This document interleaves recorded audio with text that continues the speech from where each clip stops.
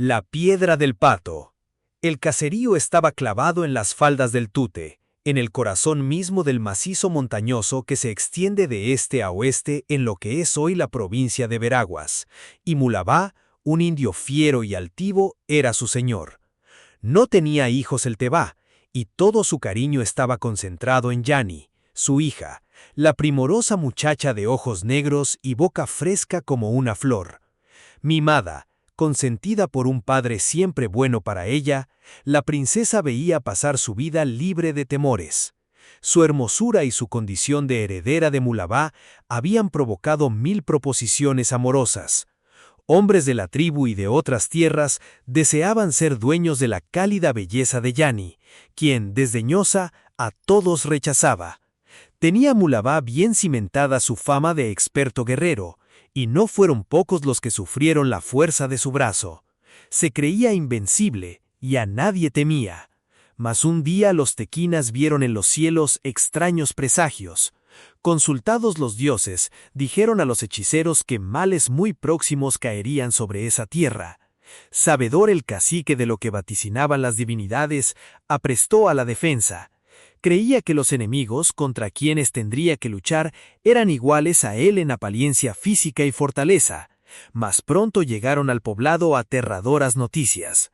Seres que parecían ser hijos del sol por su piel blanca, sus cabellos dorados y sus raras armas que vomitaban fuego, habían llegado hasta esos territorios para hacerse sus dueños. Manejaban a su antojo el rayo y el trueno, y sembraban el espanto y la muerte en todas las poblaciones. Martirizaban a los hombres, esclavizaban a las mujeres, mataban a los niños, quemaban los caseríos y destruían todo cuanto encontraban en su afán de conseguir el oro. Mulabá escuchó ceñudo las ingratas nuevas. No tembló, porque era valiente y porque juzgaba inaccesibles sus montañas.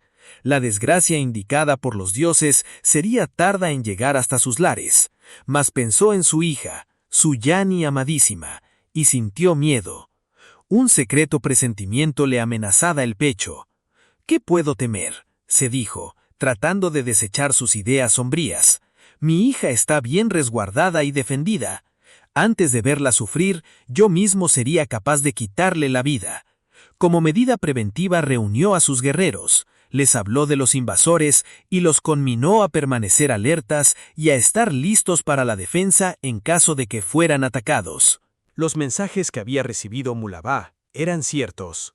Los españoles habían pisado las costas de América, y su piel, sus cabellos, su ropa, sus armas, habían llenado de estupor y espanto a los aborígenes que los consideraban como seres venidos del cielo y dueños del fuego.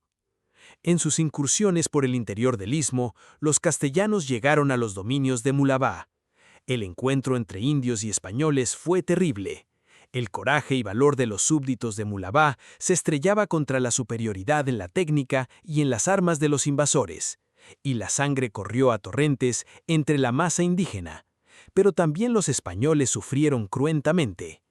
Acosado por todas partes, Mulabá se vio obligado a huir por primera vez en su vida.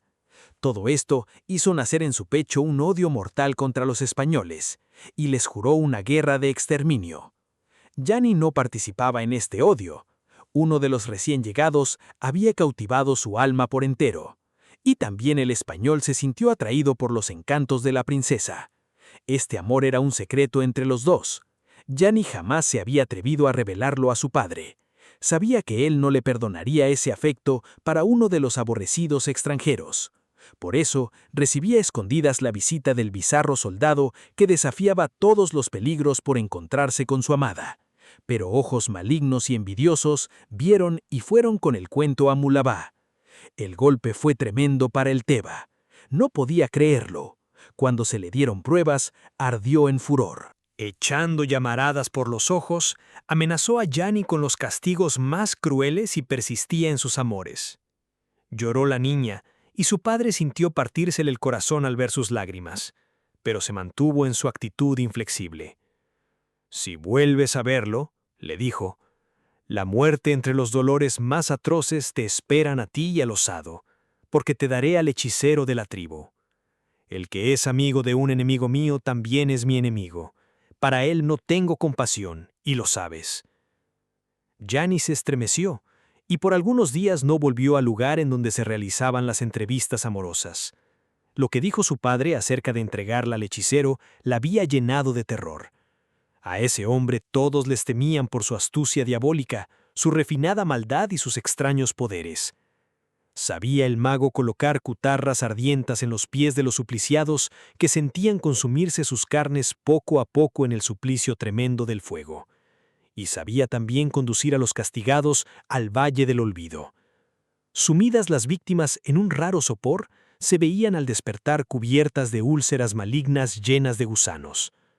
Todo esto lo sabía Gianni, pero al fin el amor venció al terror y volvió a reunirse con el extranjero. Pero Mulabá había encomendado a un guerrero, Pirco, una vil misión: espiar a la joven y a su amante. Pirco era precisamente hijo del hechicero y estaba loco de amor por Gianni. Viéndose por ella rechazado, aceptó gustoso la comisión que le daba el Tebá. Sin que la muchacha lo advirtiese, la seguía a todas partes. Así supo de los encuentros furtivos de ella con el blanco. Los celos se adueñaron de Pirco, y su amor apasionado se trocó en odio. Comunicó a su padre lo que había visto, seguro que éste tomaría como suya la ofensa que Gianni le había hecho al desdeñarlo. Asimismo corrió donde Mulabá con la noticia. Se preparó el palo en el que la princesa y el español debían caer. Una noche en que los enamorados, ajenos a la desgracia que los acechaba, se decían por milésima vez que se amaban, se vieron rodeados de rostros feroces de los que no podían esperar clemencia. Atados fuertemente, fueron conducidos por Pirco, jefe de la banda, ante el hechicero y el cacique. «Que se les queme vivos», dijo fiero y terrible Mulabá, «primero a ella, después a él». En su corazón se había apagado todo amor por la hija, antaño adorada y consentida.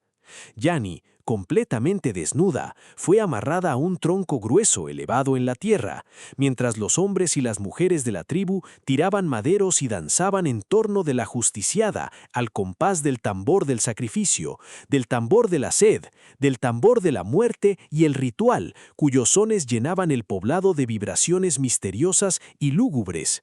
Todos, aun el padre, se mostraban regocijados, menos un par de ojos que con dolor indefinible contemplaban la macabra ceremonia.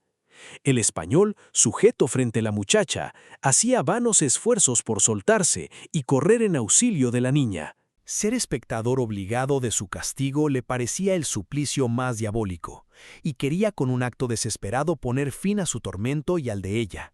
Sus esfuerzos eran inútiles, mas cuando creía que ya empezaba la pesadilla atroz, vio con sorpresa que a Gianni la dejaban libre de sus lazos.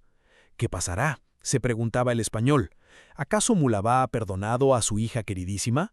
Ojalá así fuera, no me importa sufrir yo, con tal que Gianni viva».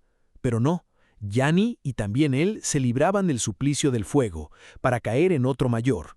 El hechicero se había acercado a Mulabá y le había dicho sonriendo con ferocidad que tenía preparado un castigo mucho más acorde con la magnitud de la falta, un castigo que duraría eternamente. «Mira esto», le dijo, mostrándole un pequeño pote de greda que contenía una sustancia amarillenta. «Y ahora esto», y señaló otra vasija llena hasta los bordes de un líquido verdoso. «Aquí está encerrada la pena para ambos culpables». Hizo el hechicero que le acercaran al español y vertió sobre él el contenido del segundo recipiente. Ante la incredulidad y el temeroso asombro de todos, y el pavor y la desesperación de Gianni, que lanzó un grito, el apuesto español había quedado convertido en un robusto y grande pato. Enseguida abrió el pico al ave y le hizo tragar una buena dosis de lo que había en el otro pote, e igual hizo con Gianni. El extraño brebaje conservaría al animal y a la doncella su apariencia física, les preservaría de perecer y les facilitaría la vida debajo del agua. Así, listos para una nueva vida, el pato y la hija de Mulabá fueron arrojados al río cuyo lecho había de servirle de eterna mansión. Al conservar a la joven en su figura de mujer y transformar al hombre en pato, el hechicero condenaba a la pareja a un imposible amor, y para hacer más agudo su tormento, les obligaba a continuar para siempre juntos. Por eso no había querido que sus cuerpos hubiesen sido destruidos por el fuego. El martirio, aunque espantoso, era pasajero, mientras que éste duraba la eternidad. Al comprenderlo así, Mulabá había ordenado suspender la ejecución. Allí, en las aguas del río Mulabá, quedaron Yani y el español. Pasaron los siglos y no se les vio salir de aquellos lugares. Mas cuentan por allí que en cierta ocasión, dos cazadores que andaban por los parajes inmediatos al río se quedaron paralizados de admiración. Siguiendo el curso de la corriente, descendía un pato de albo plumaje y tamaño extraordinario. Sobre su lomo, agarrada a su cuello, iba sentada una espléndida mujer de tez cobriza. Sus cabellos, muy negros y muy largos, su único ropaje, estaban recogidos por un cintillo de oro. Cantaba la joven una dulce melodía que hablaba de cosas perdidas y lejanas, de esperanzas y recuerdos que se fueron. El pato se acercó a una piedra situada en medio del río, piedra que por rara coincidencia tenía su mismo tamaño y figura, y allí depositó su carga.